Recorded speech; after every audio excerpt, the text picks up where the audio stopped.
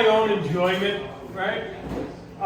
It gives me a warm, gushy feeling inside, like I'm a human hot pocket, all right? Now I don't do things that, that's gonna ruin anybody's lives. I'm not a monster, all right? But I might put a dent in their afternoon, all right? And I'm gonna give you a couple examples, but I'm gonna warn you ahead of time that the next time you run into these situations, this whole conversation is gonna run right through your fucking head, all right? So here's a little dent, is, when somebody holds the door for you, but they're just a little too far away, right? And, so they gotta hold it for an extended amount of time. You know what I do? I make eye contact with them, and I slow down. Sometimes I even limp. And, you look at their face, and they're like, their question is, was that guy limping before? What the fuck? So you can also do this when you're crossing the street, when a driver lets you cross the street, but after I get hit by the third car, I had to let that one go. All right?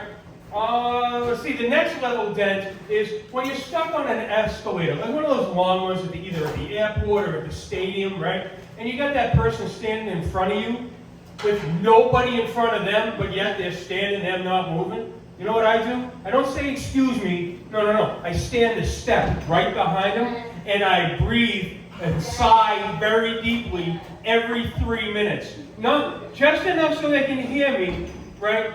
Know that I'm there and that I'm judging them, all right? If they do step aside to let me go, you know what I do? I step the one step in front of them, and I ride the entire fucking escalator in front of them like that, all right? So there's a dent for them. Let's see. Another great place, go to the movie theaters. You go to the theater nice and early, you find that perfect seat, the theater completely empty, right? And then that person comes in and sits right next to you. You know who that motherfucker is? Me. Just to ruin your fucking time. Let's see. Here's the thing that I do to my wife, is when we go out, we'll take her car, so we gotta listen to her playlist. All right, her car, her playlist. So that's when all of a sudden I take all of the lyrics from her favorite songs and ruin them for her. I become, Weird Matt Yankovic, okay? And let me give you an example. And it usually gets to the point that she just gets pissed off, yells at me, what's wrong with you? And fine, you can listen. And like I'm a 10-year-old, I'm celebrating in the car. But, you got that Steve Miller song, Jet Airliner, remember? Oh, Jetliner, right? So every time that comes on, I just start yelling, whoa, big old Jen's vagina, coming just to take me away. She doesn't like that one. Let me ask you guys a question. Do I have a warm, welcoming face? I don't think I do. It's okay to say no, because I don't think I do either, right? And, but for some fucking reason, every stranger that meets me has to come up and start talking to me. You know what I mean? I go to Walmart, they start asking me where shit is. How the fuck do I know where it is? Do I have a blue smock on? Am I handing out smiley face stickers? Do I look like I'm fucking retarded? I don't know. Well, why do they keep asking me? All right? And, the worst place is when you go to the grocery store now. Every store has that one cashier that's going to look at something that's in your carriage and he wants to discuss it. Now, my wife will see this guy and, the next lane over will have 16 people and he'll be empty. God bless her. She ends up being number 16. You know what I mean?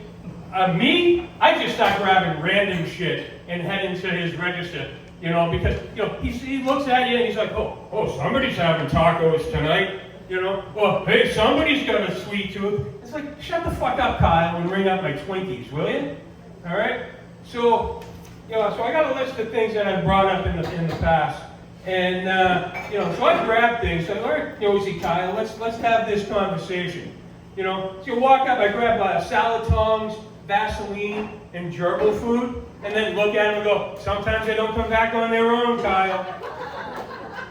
All right? And then we can go a little bit darker. Okay if we go a little bit darker?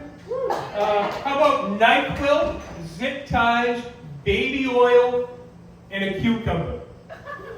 Then I just smile and I wink at him, like, hey, what are you doing later? All right? And then we can go even darker than that. We can buy a pack of coat hangers, a bottle of vodka, and a pregnancy test. And when he looks at you, it's like, Kyle, hey, we're going to be celebrating one way or the other tonight. All right? And then, you know, we can go one more darker. Anybody, you guys want to go darker one more?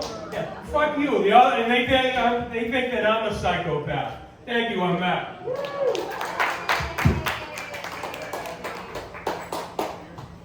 One more time for Matt H. I really want to know what the H.